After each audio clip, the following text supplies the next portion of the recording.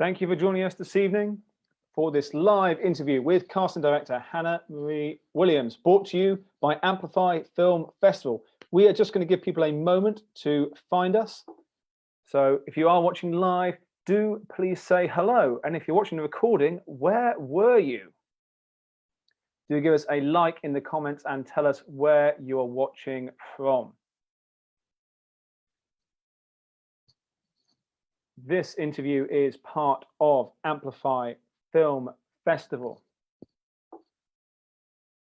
brought to you in partnership with Film Bath, Cambridge Film Festival, Sydney City Brighton and Cornwall Film Festival. 4 brilliant British film festivals distilled into one, blasting brilliant new cinema into your front room. Amplify is an online film festival which runs from November the 6th to 22nd and is beaming feature films, shorts and industry events directly to you, wherever you are in the UK, or in the case of this event, the world. I also need to say a big thank you to the BFI and the National Lottery for being the supporters of this year. With that said, hello, I am Henry for Amplify Film Festival, and if you haven't already, give this page a like, and afterwards, go check out our previous interviews. Now, one last thing before we start, just a reminder, you can submit your questions via the comments, and a big thank you to Yo-Yo and Sally who are keeping an eye on those. If you don't have a question, why not tag someone who you think is missing out in this interview, and the more likes and comments we get, the more people see it. So it is my pleasure to introduce tonight's guest. Hannah Marie Williams is a casting director and UK casting specialist for casting website Backstage, boasting over 30 credits on IMDb and many more to come. She has worked on everything from shorts, commercials, features, and TV shows, including Being Human, Broadchurch, Toast of London, Pride, The Legend of Tarzan, London Fields, The Cost of Bronze, and many more. So please give a big like for hey, Hannah Marie Williams. Hello, Hannah. Hiya, hello, how are you? Do you like your introduction there? I really liked it. You're a really good host. You really use your voice really well. I'll take it as a compliment. Thank you very much. And hello to everyone watching from North Devon, Roseland, North Bristol. Oh, everyone's all over the place. That's wonderful. Do make sure you share. So anyway, Hannah, back to you. It's all about you this evening, for now anyway. Tell us how you became a casting director. Okay, well, thank you for having me, first of all. It's really lovely to chat to you anyway, but with an audience, that's also fab. Yeah, I've worked in casting for 10 years, but I've worked across a lot of different areas. So I started out in background casting, and at that stage, I fell into casting, I should say, as well. I studied photography and I was working as a wedding photographer for a little while. And then I just realized that I really didn't like that. And when I was younger, I did a lot of performing arts and wanted to be a singer and work in musical theatre and things like that. But did not realize that that would be a viable job for me. It wasn't really something that I was encouraged to go after. Maybe because I wasn't very good, I don't know. But anyhow, that's what I liked doing when I was younger. But yeah, then I went on and I did photography and enjoyed it for a while, and then didn't, and then fell into casting just by absolute fluke. Worked in background casting for probably 5 years, so long old time, and then worked in documentary and reality TV for a while, thinking that that's the route that I wanted to be in, and then ended up coming back to drama and TV commercials and film, but really wanted to have more of an impact on the cast overall, you know, the people who were telling the stories. So yeah, I started by just working on short films, and now in the last year or so, things have really picked up, and I'm working on feature films and commercials still, and also TV. Whilst working alongside that with Backstage, that are a casting platform, as you mentioned, in the US and in the UK and all over the world, and I'm helping them on the ground in the UK, find their feet and make sure people know that they're a resource that people can use in casting. Cool. And we may, if you watch long enough, have an offer for you as well. So we might come back to that later. Cool. Yes, that would be great. Exciting.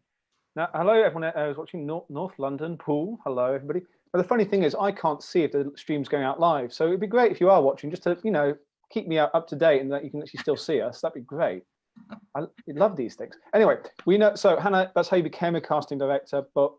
And you mentioned it a little bit. But what does a casting director actually do? So, so casting director's job on a production is to bring the best selection of options to the director and the producer so that they can make the decision. We work really collaboratively with the director to find the parameters of the role and then seek out the best options for that role. So, yeah, I think when you're going into casting, you sort of need to have a good eye, or at least know what your taste is and why you like certain things, which is something that I've definitely had to refine in the last couple of years, because I think I really struggle with articulating why I like actors. So that's something that I've had to do. But our job, is to basically work with the director and the producer to bring the best options and put it all together, and then give them the options to make the decision to actually be casting the roles in the end. Oh, and also, sorry, I should say, all of the negotiation with the agents and working with contracts and making sure that the actors are well looked after and everybody's getting the right deal and everybody's happy. So I guess with that then, does that mean that you fit into production early on? Do you go the whole way through? How does that work? Yeah, usually we're brought on in pre-production development time. It depends on what the project needs. Like sometimes you might need to do a bit of casting in order to get funding, or you might be greenlit, which is obviously the best case scenario, and then you're brought on and you have however long you need to cast the roles. So it's usually quite early on, and then our job is done when the last speaking role, maybe everything else is done by the second AD, the extras and things, will usually come off at that point, which is probably just before principal photography begins. However, if we're working on something like TV, where there's loads of smaller roles that run through the different blocks that we're filming in, then we can just keep on going until the end of shooting. That's cool. So there's a nice variety there depending upon the project, really. Yeah, definitely. And every project is totally different as well, which is why I love doing it. And every director wants different things, and you really get to learn a lot about different films and tastes and references. So it's always different and always, as I say, always fun. It's always fun. With every project being so different, what makes one jump out to you and say, I must cast this one? From like the script, you mean? From reading? Yeah, the script. Is it the script? Is it the team? What makes you go, ooh, I want to work on this? It's usually the team, to be honest with you. It's usually, but then I suppose it is the script as well. But for me, it's usually the team and seeing work that they've worked on before. But then I say that, but then I've obviously worked with directors who are really brand new. Like I've done a couple of films recently for New Creatives, which is a BBC scheme. And it's brand new directors, and they so they don't have a body of work that I can look through, but I did 2 of those in the last cohort, and that was based on the script, and then the producer that they had that I worked with before as well. So most of the time it's the people, so that I can like see the references of the work that they've worked on before, and like my hope is to work on stuff that I would really enjoy to watching. So if I like watching their films, then that's usually how I make that decision. Although there's not too much that I would like say no to at the moment, to be honest with you. Like anything that comes in, I'm definitely gonna like really consider it. And as long as there's budget for the actors, that's the main thing. Yeah, no, completely. Well, let's talk about some of the work that you've done in the past then. So as you said earlier, you sort of started off in mostly some extra casting, which included big films like Fantastic Beasts and Where to Find Them, the Legend of Tarzan, and many others. Everyone has seen extras on film, and we know extras can help make that world, come alive. A lot of people have been extras or want to be an extra to have the experience. How does it work? What's the process for extras casting? So I will just mention as well, if there is anybody who's interested in getting into casting, I've done it in a little bit of a higgledy-piggledy way. Usually the route is you become a casting assistant to a casting director, and then you work your way up to an associate, and then you become a casting director. And I did work with some casting directors, but not on long contracts. So I've come into it a bit of a different way. But to break down casting, background casting, usually we're working with the second AD, and we are tasked with finding the right people based on the breakdown. So that might be people that are already on the book. So I worked at 2 different agencies. One was a little one that was my first job, called Cardiff Bay Casting Agency, which is no more. And then I moved to London and I worked with Mad Dog 2020 Casting, is called now. So we have like massive books of extras, background artists, I should say. And if anybody's interested in becoming a background artist, you just have to sign up to one of these agencies or a few of these agencies to get some work. So we'll get the brief, we'll go through the books and find people who are suitable for that. But then a lot of the work that I did when I was working in background casting was going out and finding people and subsidizing what we had on the book with brand new faces. So really early on, I was learning more about street casting and outreach and stuff like that. And that was always something that interests me, which is the way that I like to work now when I'm casting principal roles. So yeah, to break it down simply, we get the breakdown, we look for options on the book or street casting, outreach and things like that. And then that's the nice part. And then the not so nice part is organizing, 200, 300 people per day to go on set.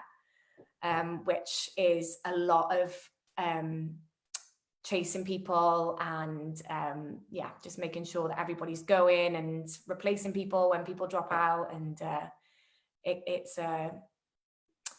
was very difficult, but I loved it. But I learned how to certainly work. It gives a whole different perspective on the logistics of filmmaking. We think a lot about get the location sorted, the camera team, but not always about corralling 300 people to be there all day and go from A to B constantly and having to find them all to start with. But it must be quite the experience though to make it all happen.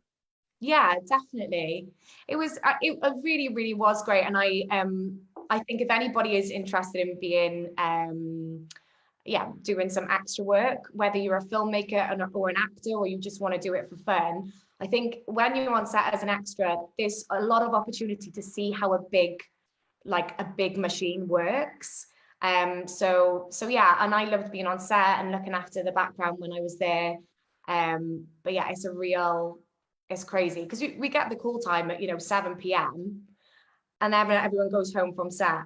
Then from 7 p.m. till midnight, we're making sure that everybody's got their call time, that everybody's going to turn up for 6 a.m.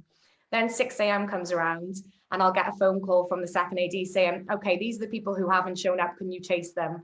And then there's like 20 people who haven't shown up and then I've got to ring them. So it was really, really difficult, but it was interesting for sure. No, that's great. I'm sure people, will take a look at that as well, and obviously appreciate a whole different part of films, particularly with everything that's going on with around the world with COVID. But you mentioned though, when you talk about going out and finding people, so street casting, and you've done some work with documentary and reality shows. And so how is that different from what we might consider conventional casting? So when I did go into documentary and film, this was because I knew that I really enjoyed that part of it and going out and finding people on the street and outreach into different communities and things like that. Like on Fantastic Beasts, you mentioned they really wanted loads of different communities. David Yates, the director, really wanted loads of, authentic Italian communities within the New York City scene. So we went to Italian churches and things like that. So when I finished in extras casting, I thought I really enjoy speaking to real people and getting them involved and introducing them to this world and telling real stories and hearing about actual, people's lives and things like that. So the way that differs is not actually, it wasn't that different for me at that stage, but street casting is, what it sounds like. You just find the spot where you would find the type of person that you might need. So yeah, you might go to like a shopping center to find a certain type of woman, or you might go to a youth center or like a martial arts center or something like that, just to find the certain type that you're looking for. And then it's literally just approaching people and asking if they would be interested in being involved, and then giving them like a flyer or taking their picture if they are happy for you to do that, and talking them through the whole process. And then obviously it just takes a lot longer. And also it takes a lot longer because they're not used to being approached perhaps, but also there's a real duty of care that you've got to like make sure that they feel comfortable and nobody's being like coerced into doing anything that they don't want to do. So it has its similarities, but it's just it's yeah, different in a lot of ways. Cool. No, I guess then we should really talk about is what is, I guess, the norm, but casting for feature films or TV series and maybe even short films. How do you go about finding actors? So it depends on what you're looking for. You could be working on projects where they might need to attach a name for financing reasons. In that case, you go into agencies, you're finding out who that actor's agent is, and then you're approaching the agent. And then, you know, outside of that, we might post it out on casting platforms. So there's several in the UK backstage that I mentioned that I work with. There's Spotlight, Mandy, Star Now. And you can post out your job on there, and then the actors come to you, which is like, it's nice. It cuts out a lot of chasing people separately. So when you post it out, you get your list of people who've suggested themselves or the agent have suggested them. So you can go through those. So that would be like the traditional ways, I guess, of going around it. But then if we're looking for something or someone who is inexperienced, or like, especially if we're doing kids casting, we're going to do some open calls. We might use social media, yeah, street casting. We might go to different communities and organizations to find people. It can look like a lot of things, or a lot of different combinations of different things, just based on what the director wants and how you're gonna, yeah, where you're gonna. I'm guessing a lot of that also comes as your timeline. Are you ever given 24 hours to cast a role? Commercials is really, really fast, like really fast. I love working for commercials, but it's a whole nother ball game. Like, you can't sink yourself into it too much, and just so much of it is based on like a really small amount of time that you're going to see that person, that it is really looks based, and it can be really looks based. So commercials, yes. Background casting, absolutely. I would get a call at 11 a.m. and they would say, we need 20 soldiers with a 38 chest and a 32 waist that are available tomorrow. And you'd have to find them by, 1 p.m. to send over like double the options, so then they could select, and then we'd book them in. So yeah, really, really, really fast. But now I'm working on feature films and TV more. That's like lush, because we've got way longer, and it's much more of a creative process, and we've got time to test people and just make sure that what we're picking is, yeah, right. No, that makes perfect sense. The more time you can get, hopefully you can find the right person. But again, linked to that is, when you are finding an actor or performer, is there one thing they all seem to do that either is wrong or doesn't quite work for you when it comes to casting or auditions? I honestly think the main thing is like not being flexible. So, or like, maybe not flexible is not the right word. Like, obviously you need to rehearse what you're doing in the room. So if you've been given sides, or if there's something else that they want you to prepare before you go into the room, obviously rehearse and decide what you're going to do, and think about why you're doing it, and make your decision on what you're going to do and rehearse that. But then also what we're trying to make sure in a casting session is that you're able to work with the director, or if they're not there, that you're able to work with direction. So just make sure when you're given a note to change it up, that you're actually changing the performance. I think it's so easy to get stuck in the way that you've rehearsed it, like thinking, right, after I've said this line, I'm going to take a sip of my drink, or after I said this line, I'm going to do this, or this is the cadence for how this line is going to sound, and getting stuck on that. If you've made that as a choice, then definitely do it for your first take, but just make sure you've rehearsed it other ways so that you're able to change it, so that we can see different sides to you. But I would say that's probably the biggest thing that I get, like, oh, come on, like, I know you can, I know you're good, like, I know you can do it differently, but nerves get in the way, and I totally understand that. And if that happens, then we will give it like a good few goes. But I think that's probably the main thing that I see, that I'm like, oh, please. I think everyone's on the same team. Ultimately, you all want that person to be the right person for that role, hopefully. Oh, so yeah, for sure.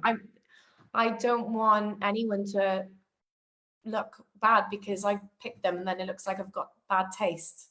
So yeah, I actually had a situation at the beginning of this year. We were meant to film this project in April, and there was somebody who came into a casting, and she had no experience, you know, she'd just been doing stuff in school, and she was amazing. Like, she had one side of the character down, but she couldn't quite get there. There needed to be two sides of this character. It had to have a bit of it was a bit of a varied role, and she really had the one side of it, but she couldn't quite get, it was more of a vulnerability that she couldn't quite get. And we worked with her for probably about an hour and a half, like really trying to pull it out of her. And that's also another thing about, you know, if you want to work in casting, being able to work with people and make people feel comfortable and be able to communicate in a way that's like really encouraging and not like makes them defensive, you know. So yeah, that would be my biggest thing. Just being able to really be flexible in the room is the best thing you can be. No, makes sense. Now we're getting closer and closer to the questions, people, so do please keep those coming in. Sally and Yo-Yo are doing a great job of sending them to me, and don't forget to let us know where you're watching from. It's always nice to know which part of the world you're tuning in to enjoy these interviews. And then, so we talked a lot about actors and about how you work, but what about the filmmaker? When if a filmmaker comes to you and say, cool, we're going to work on this project, what do they need to give you so you can help them cast it? So as in, like, to help me cast it. So what kind of materials do I need to actually do the job? Yeah. Yeah, so obviously the script. And I really like visual references. So I like to see just references on how it's going to look. I like to see who the DOP is, and if you've got like a treatment or anything along those lines, then that is always amazing to see. If you don't, then it's great to have a good chat at the beginning. And this is usually what happens. We'll have a good chat. I'll talk about what my initial ideas were for the characters to make sure I'm on the same wavelength. And yeah, during that chat, any references that you've got for, like, maybe they might be unattainable, but your ideal cast, just so I can see where the eye is going for types of people that they like, and yeah, their demeanors and things like that. So that's usually really helpful. We mentioned it already, time is great. So as much time as you can possibly give is amazing. And then yeah, I mean, it's all a chat at the beginning, but just some sort of idea on how you'd like to make the decision, because it based on the project, you might want to test for certain things, or you might not want to just see them read from sides. You might want to see them improvise, or you might want to see a chemistry test because a relationship is really important. So usually that's just part of the conversation that we have at the beginning. So I think before you go to the point where you're going to be speaking to casting directors, make sure that you've had discussions already with the writer and the producer to decide what your references are, what exactly you after. Be realistic, obviously. But yeah, and just, yeah, make sure that you're really taking consideration into what you need, and then have the chat with the casting director, and then we can all decide how to go about it. It's funny that you mentioned the chemistry test. When we interviewed Jill Trevillick, who's casting director who does Downton and Sanditon, we had a lot of questions about how the chemistry worked between two of the lead actors in something. And it was quite interesting, again, the same thing of having to put different people in the position to see if it was there or not, because there's only so much that performance can give on its own. Yeah, for sure. I do think though as well, like some actors will just be amazing with anyone that they work with.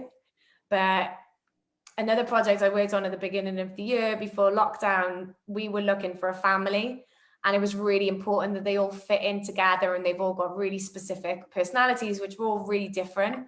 So we had a day where it was pretty brutal to be fair, but we were swapping in and out different variations to see which one was right to make the whole thing.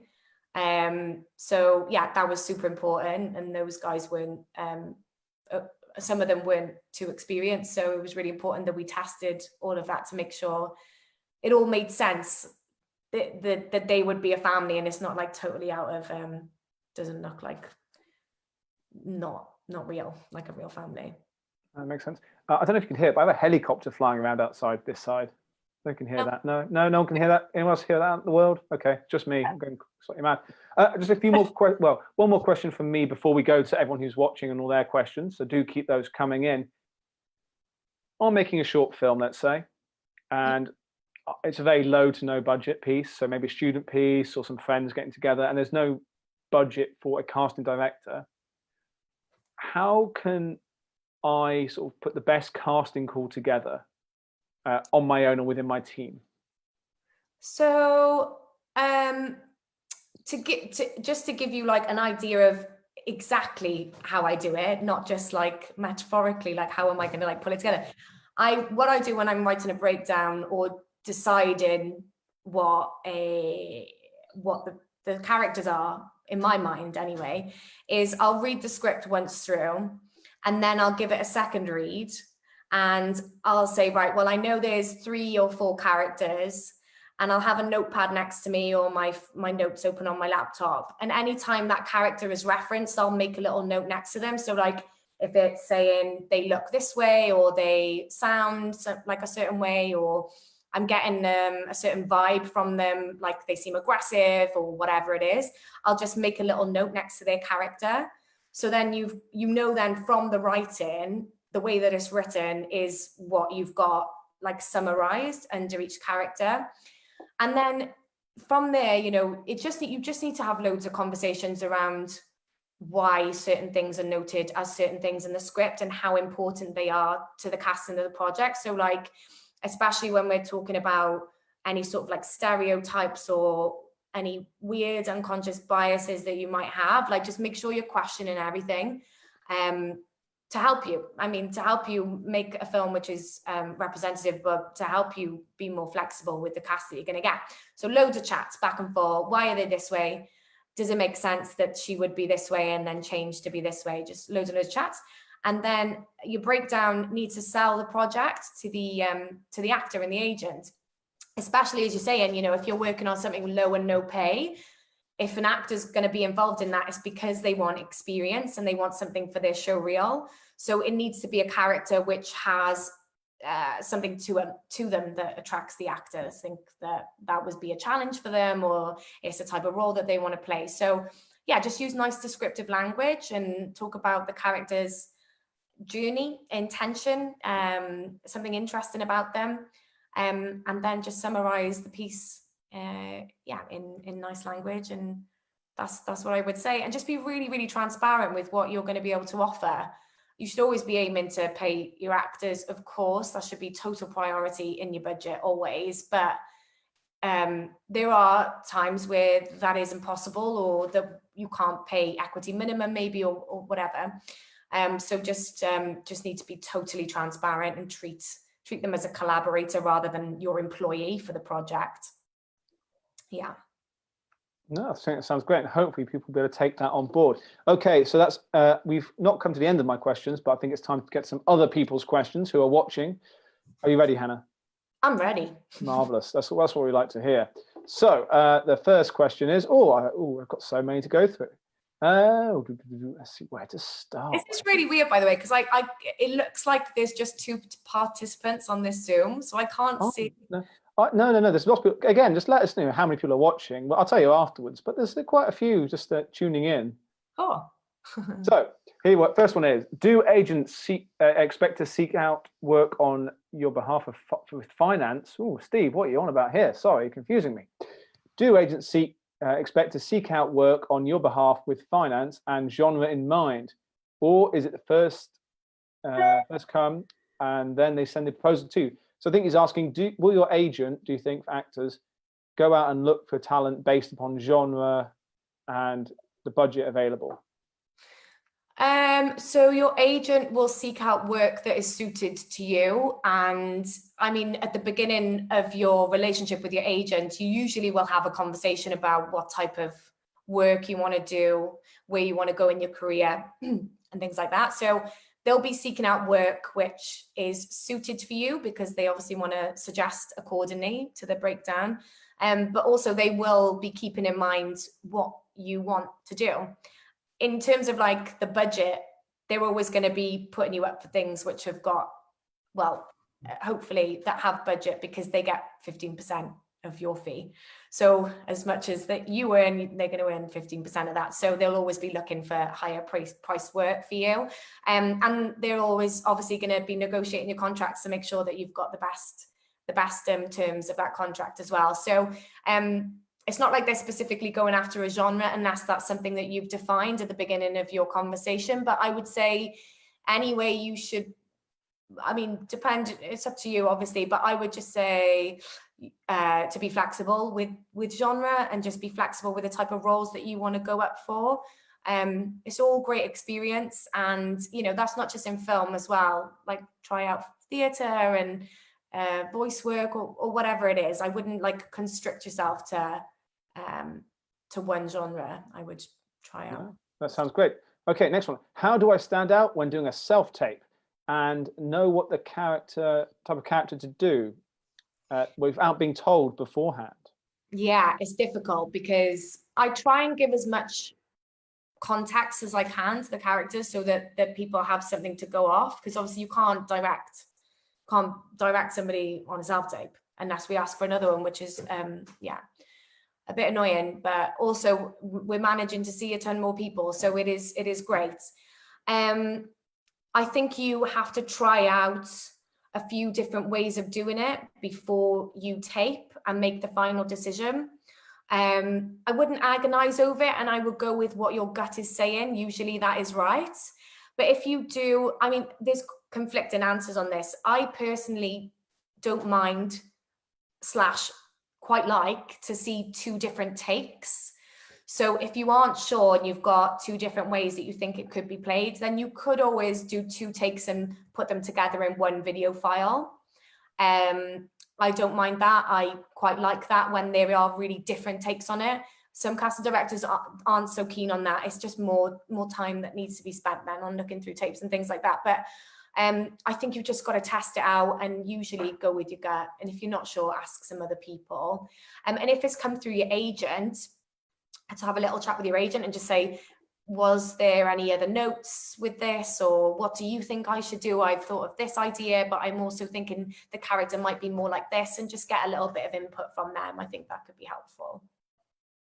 No, that makes perfect sense. I think it's the idea of putting the effort in and being free to play around a bit with the role as well, and don't feel too constrained. Yeah, for sure. Okay, so how far in advance do you cast smaller featured roles, and do you look to cast some of these roles locally to the filming location? Yeah, always. Well, it depends on, so when I worked in background casting, I worked on extras, so literally people like little dots in the background. And then I also cast featured roles, so like a waitress serving someone. And then I also cast some like one-liners, like a waitress serving someone and having a line. So those roles can be depending on how important they are. So if they have a line, or if they're like really important, the way that they look. usually we're getting told what those features are right at the beginning of a project. So I'll give you an example. So I worked on Tarzan with Alexander Skarsgård and Margot Robbie. And we were working on that for 9 months. We were shooting for 5, so 4 months of prep. And in those 4 months, I had the breakdown of everything we needed to get. Some of those backgrounds, needed to be brand new people that we didn't have on our books because they were quite specific. Basically massive, like muscular men. And hundreds of them. So we had to go and find them in like boxing clubs and stuff like that. It was amazing. So we had that at the beginning because they were important. And then we also had anything which was featured that was specific or had a line that was specific. So that was like a lead time of like 2-3 months. But as is the nature with background casting and features casting, like 2 days is totally like normal to have. It's really going to come down to the project ultimately, isn't it? There, it's like what scale it is, and then what the plan is. Yeah, but then also like I'm working on things now, and yeah, even before I worked on the second Train Spotting, and it would be they would think of something that they would make the scene look cooler, or they had an idea for like an old man sitting in the corner, you know, that we had 2 days or a day to cast just because the director thought, oh, I know how we can dress this scene up a little bit more. So it can be really, really, really quick. Okay. Something a bit different. So I detect a Welsh accent. Have you ever worked on Welsh language film? And how do you find people who speak Welsh? There's a lot of double barrel questions tonight. Oh, I don't speak Welsh. I'm actually, so I recently moved back to Wales, but all my work is in London, and all my work with Backstage is in London as well. So I'm in London a lot of the time. But Wales is annoying because it doesn't have enough of a local casting scene.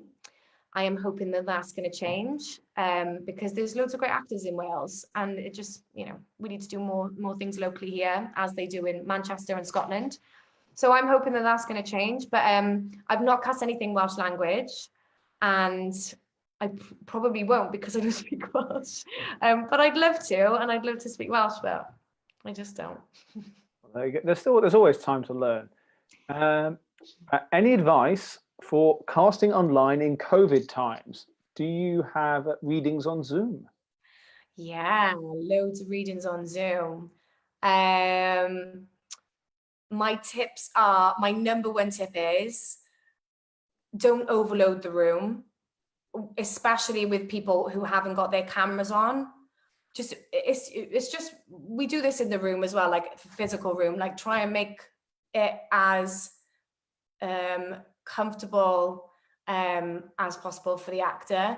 So I try not to overload the room, but also just to help with the flow of the conversation, because obviously Zoom is like, if you're like speaking with more than 2 people on there, just like plan who's going to do each part. So what I mean by that is like, I'll say, well, okay, I'll introduce everyone and have a couple of ask them a couple of questions just to ease us into the conversation.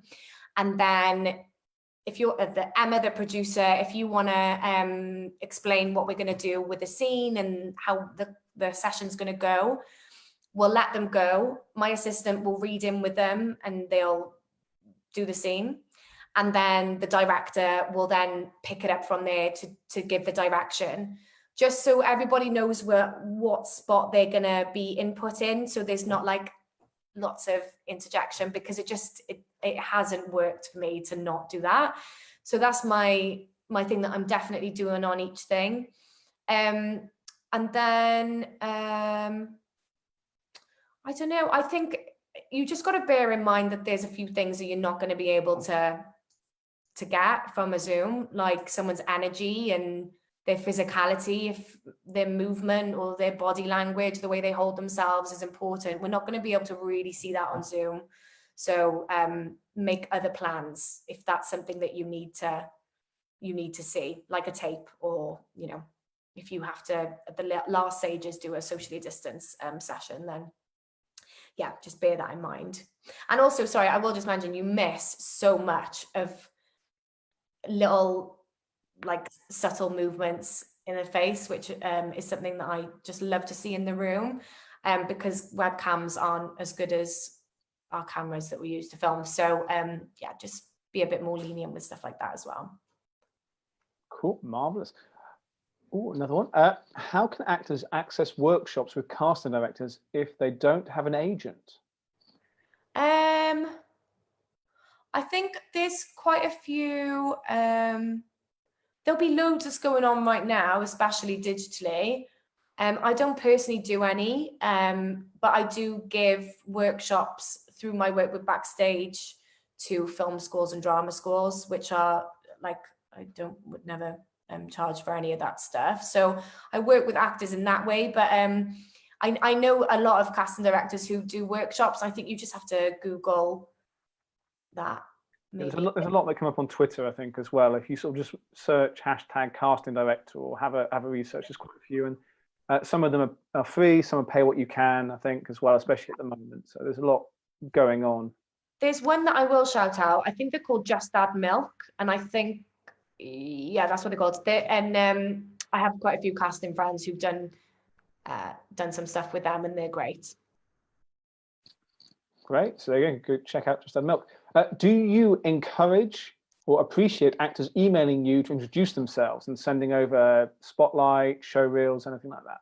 Yeah, for sure. Yeah, definitely. I think you just got to bear in mind that it's not always possible to get a response, but I will always open the emails and I'll always open the links and yeah, anything that's in the email. But yeah, it sometimes might not have the time to reply, but personally, I think yes. But again, like there's been with Backstage, we've been doing loads of Zoom chats with loads of different casting directors over the last apocalypse year, and we yeah, some of them have said yes, and some of them have been concerned even before we had the chat, like, I'm really worried that I'm going to get loads of emails after this talk, you know.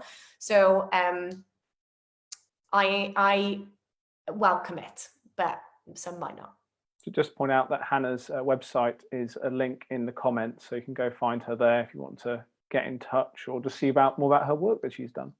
Mm-hmm. Oh, okay. This goes back to our chemistry questions. Have you ever watched a film or TV program where you think the chemistry between the lead characters doesn't work? Yeah. Yeah. I can't think what, but do you know something about working in casting that is just slightly annoying? I can't watch anything and not analyze it. So now when I want to switch off and like relax, I'll watch really bad reality TV, like really bad, just so I can not be looking at everybody and saying, who's that? I've never seen them before, or, you know. So so yeah, there's loads of, but then, you know, it's like anything. There are films or TV programs which on paper look great, and just it doesn't come off, like the timing's not right or the pace isn't right, and that could be the reason why the chemistry isn't right, you know. It's not because of the actors a lot of the time, so it could be a whole manner of things why something doesn't play out exactly the right way. And this is, you know, what you're trusting in as an actor and even as a casting director, that what you're imagining is hopefully the way that it's going to come out, or at least, you know, it's going to come out in a way that yeah, is good. And you never know. You really never know until you see it that it plays out. Yeah, that makes sense. I mean, if you're watching and you think that you've seen a program where the chemistry doesn't work between the lead actors, let us know what you think, and then we'll maybe come back to that if we get some time, because it's always great to hear what everyone watching thinks. It makes it a bit more interesting and different. Okay. Please, can you recommend some agents in the Southwest? Southwest specifically, I don't know. I don't. I think you just need to have a little research. I don't know, because I've not cast anything which has been localized to there. So if there's been anything that is shot there, we've cast from everyone, you know, from all of the agencies. I know a lot of Welsh casting agencies, but yeah, you'll be able to find out quite easily just by having a little look-see. And just again, there's a fair bit online, or if not, things definitely Spotlight, Equity, and other groups can hopefully point you in the right direction. A good resource for something like that is the PMA, the Personal Management Association. I think that's what that stands for. And they've got a list of all the accredited agencies. I think they're the union, and they have a list for all the accredited agencies. And that might be broken down into area, although I'm not 100% sure. No, makes sense. Ooh, what is the best way to get into a career in casting? Assist the casting director.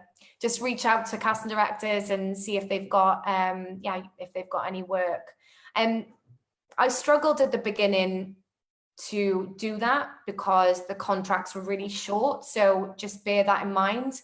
And by the time I had moved to London, I couldn't afford to quit my full-time job in extras casting, which is what I wanted to do, to go and work with a casting director, but the contract was very short. So just bear in mind that you have to work for, I mean, there are exceptions to this, but just be prepared that you might end up working on like a 2-week contract, and then it's like word of mouth then, that you then go on to different projects as you build up your CV.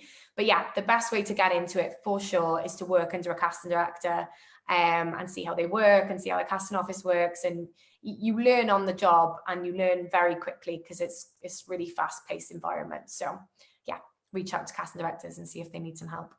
Do you think there's a potential of working in student films and helping with those, or smaller local projects as well? Yeah, for sure. Yeah, I mean, the way that I started with casting principal roles was short films, as I said. So I worked, first few films, I worked with people that I knew, directors that I knew, just like friendly or friends of friends. And then what I would do then is I would go to loads of film festivals with my work with Backstage. And a perk of doing that is that I get to see the films, obviously. So if I saw a film that I liked, then I would find out who the director was, and I would contact them and say, hey, I noticed that you've not used a casting director before. I'm really interested in your work, and I'd love to help you out on your next project if you're interested. And I got quite a few great projects by doing that with some really exciting people. So so that's how I did it. But I think, yeah, you can do one of those things, you could do both of those things simultaneously. Yeah, just whatever suits you, I suppose. Cool. No, that makes sense. And now we're coming towards the end now, everybody. So thank you very much. But do keep some questions coming in. We've still got some time. As an actress who is just starting out, would you recommend Backstage, Mandy for actors?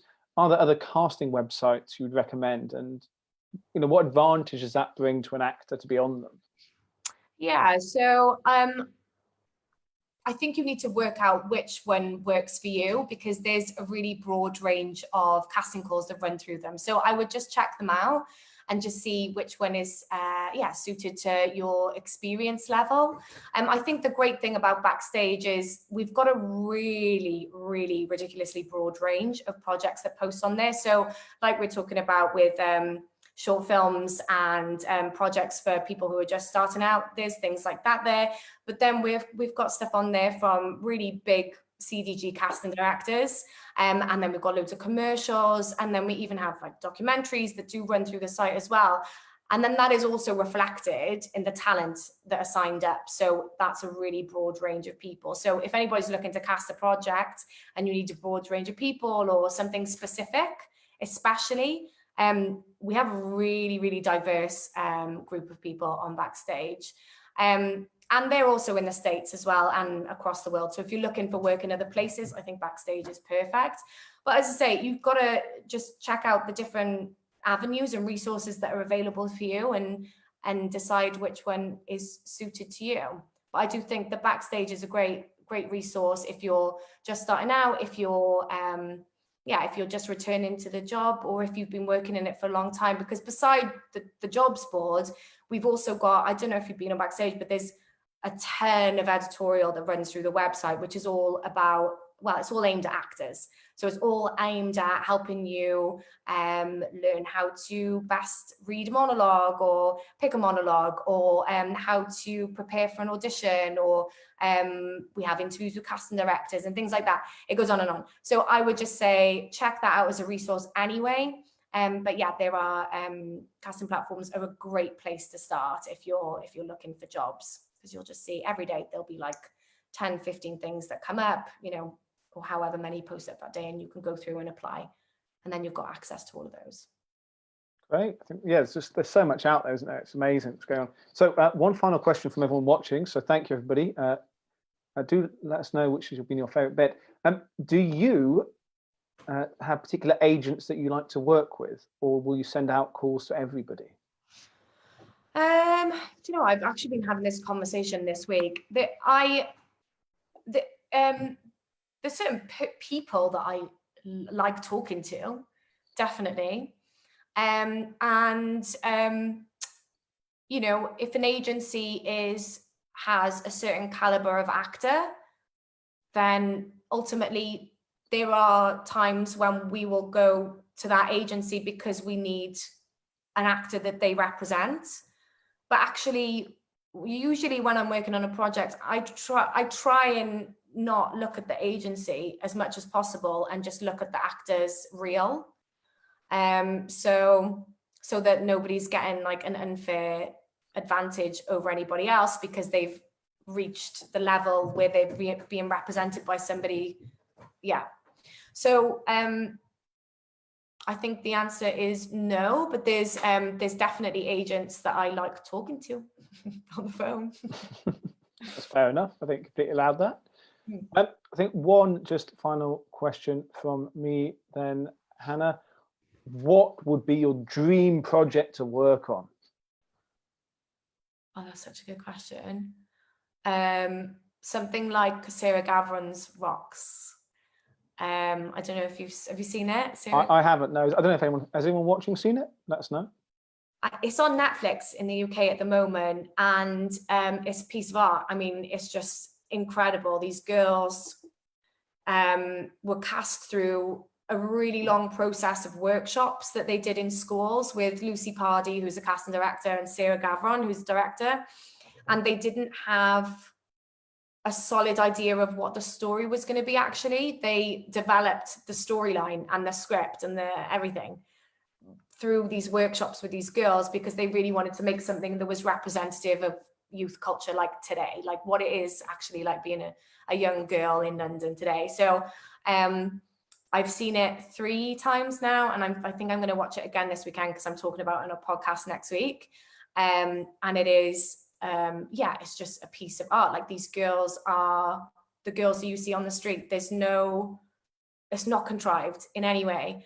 And the whole process, to me, that's just, that is like the creativity and like the, what I want to get out of casting. But I say, you know, that's what I love to do, but I also love to work with really experienced actors as well and be completely blown away by someone who's built up this massive wealth of experience and can change themselves, you know, and it's, yeah, I love all of that stuff as well. But for me, like films that Des Hamilton works on, Lucy Pardy, yeah, that is. I guess there's a follow-up now you've just opened up to, is that, do you ever get starstruck?